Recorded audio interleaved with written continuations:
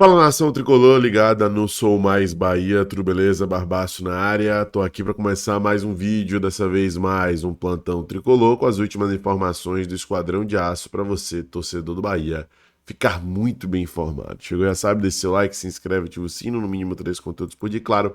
Compartilha com geral para dar aquela moral muito importante pra gente. Lembrando que esse vídeo é um oferecimento de Nuve Energia. Com a Nuve você só ganha. Além de ter até 25% de desconto na sua conta de energia se ela superar R$ 200, você ainda ganha a camisa oficial do Esquadrão de Aço desse ano, da Puma, se fizer o seu cadastro utilizando o cupom SOUBAHIA lá no aplicativo da Nuve, no Nuve App. Tá? A Nuve é sua energia solar por assinatura, eles têm fazendas com placas solares e elas geram créditos de energia que são deduzidos na sua conta. Então não perde tempo, não vacila e faça seu cadastro lá no aplicativo da Nuve, no Nuve App. E use o cupom SOUBAHIA para ganhar sua camisa do Esquadrão. Não perde tempo. Rapaziadinha, outro destaque, agora já sobre notícias referentes ao Esquadrão de Aço, a respeito do CT do Bahia, né? Mas com relação a uma conexão inusitada e que mostra como as coisas têm mudado e progredido dentro da realidade do futebol brasileiro. Eu nem comecei pelo ponto certo, né? O primeiro post é esse aqui do blog no ranking da CBF, que mostra o seguinte, ó. O Datafoot tinha postado ali imagens do projeto da reforma do CT do Fluminense. Deixa eu até mostrar essas imagens aqui para vocês terem dimensão, tá? Aqui são só imagens, não tem informações aprofundadas não, mas no comparativo vocês vão ter dimensão do tamanho aí concreto, tá? Mas enfim, algumas imagens aí pra gente poder pelo menos ver como é que vai ser estruturalmente esse novo CT do Fluminense. E aí o blog do ranking da CBF posta aí, em 2020 o Bahia desativou o Fazendão e inaugurou o CT Evaristo Macedo. Em 2025 lançou um projeto de um novo CT maior que o atual, que o Evaristo Macedo, né? E em 2025 o Fluminense projeta reformar o CT para algo inferior ao Fazendão, tá? Ou seja, o Bahia deixou o Fazendão de lado, inclusive voltou recentemente com outro valor acima do que tinha sido previsto de se vender no leilão anterior que teve, né, com votação no Conselho Deliberativo e tudo mais. E agora vai ter o CT Evaristo Macedo, que ainda é uma incógnita em relação ao futuro e tudo mais. E o novo CT que vai ter aí mais de enfim, um tamanho absurdo, né? A gente já falou bastante sobre ele aqui recentemente, com o evento de lançamento e tudo mais. Então, o CT novo do Fluminense, né, terá dimensão inferior ao Fazendão, que é o terceiro CT do Bahia, que o Bahia está agora repassando de certa maneira, né? E aí vem o destaque da nossa galera do FB Bahia City, né? Mostrando o Fazendão, que esteve de 79 até 2020 no Bahia, né? Hoje Bahia Associação, Cidade Tricolor de 2020 até 2027. E o City Football Group de 2027 adiante, quando ele vai ser aí finalizado, quando a obra vai ser terminada. Então, é legal trazer isso, porque assim, isso não traz ponto na tabela hoje. Isso não é contratação que deixa o torcedor entusiasmado, mas é um daqueles investimentos a longo prazo, e a gente ouve isso de muitos jogadores, né? Que o campo ali, o campo e bola é o fim.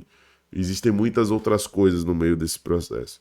E essa é uma das coisas. Então, é um tipo de investimento estrutural que a longo prazo vai gerar um retorno extremamente satisfatório para o Bahia. E quando a gente vê esse tipo de comparação contra o time forte, recentemente campeão da Libertadores, Fluminense, que também está tentando se tornar uma sociedade anônima do futebol, que tem uma base muito forte, né? Xerém sempre foi referência em formação de atletas e tudo mais, sobretudo neste século, né?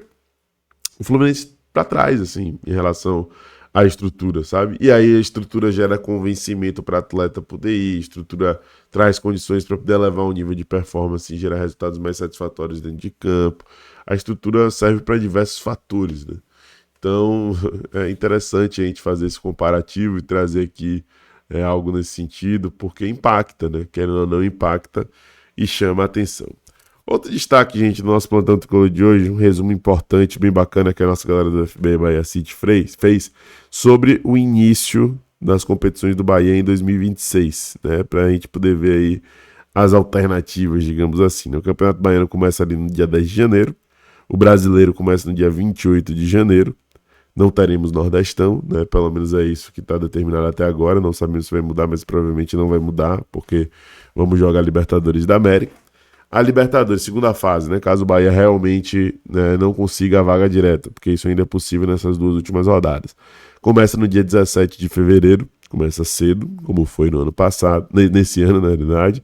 E a fase de grupos começa no dia 7 de abril, né? Um tempo considerável aí depois, por isso a gente fala da importância de já ir direto para a fase de grupos, né? Se o Bahia for direto para a fase de grupos, por exemplo, a gente vai jogar de janeiro até abril ali, só até o comecinho de abril, só baiano e brasileiro. E o baiano vai ser disputado com o time sub-20, provavelmente.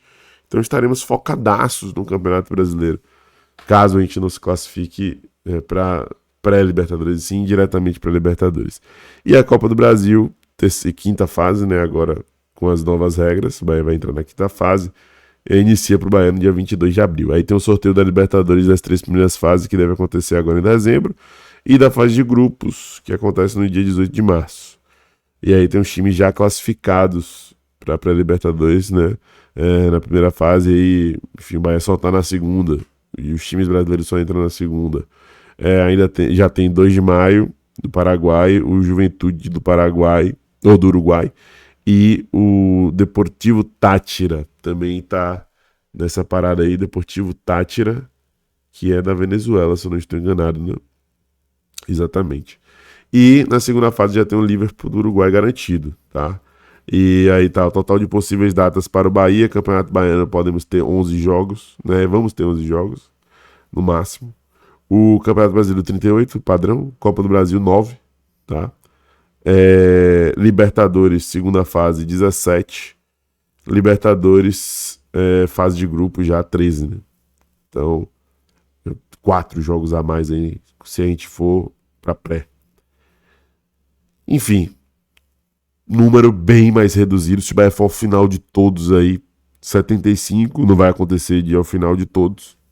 Então, devemos ter menos de 70 jogos na próxima temporada. Isso fará a diferença, sem sombra de dúvidas, levando em consideração que nessa temporada são 80 jogos disputados pelo Bahia.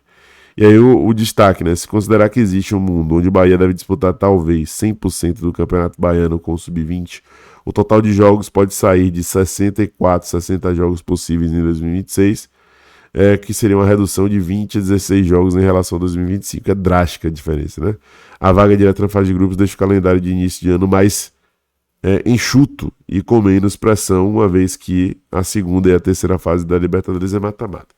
Então, por isso que a expectativa para 2026 está tão alta, né? É tão grande assim, porque teremos um calendário mais enxuto. E o que, além de a postura fora de casa e vários outros aspectos que a gente já bateu bastante na tecla ao longo desse ano, o que fez o time passar muita dificuldade também foi, sem sombra de dúvidas, aí, o calendário bizarro, né? Então, legal trazer esse tipo de retrospecto. A nível de curiosidade, para a gente poder fechar o nosso plantão tricolor de hoje, vamos falar sobre um irmão nosso aqui no Nordeste, que é o Santinha, e uma similaridade com o Bahia, que o nosso querido Cássio Zirpoli, inclusive, traz. Com 99% de aprovação, o SAF do Santa Cruz passa pela Assembleia Geral e será pioneira no Recife.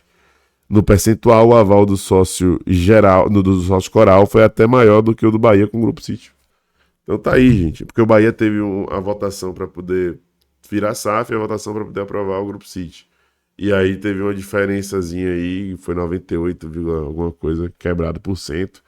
Mas, enfim, é legal ver que nosso querido Santa agora está sob nova direção, né? E com uma perspectiva de evolução, de crescimento, de mudança maior, e que chama a atenção. Boa sorte para o Santa nessa empreitada, que o torcedor possa também monitorar de perto, averiguar o que está acontecendo, e contribuir aí no dia a dia para que o time evolua e chegue novamente à primeira divisão, volte para o lugar onde deve estar inserido como time forte e tradicional do futebol nordestino. Gente, se gostou, já sabe, deixa seu like, se inscreve, ativa o sino e compartilha. Um abraço, tamo junto, até a próxima. Eu sou Mais Bahia, eu sou Mais Nordeste. E você?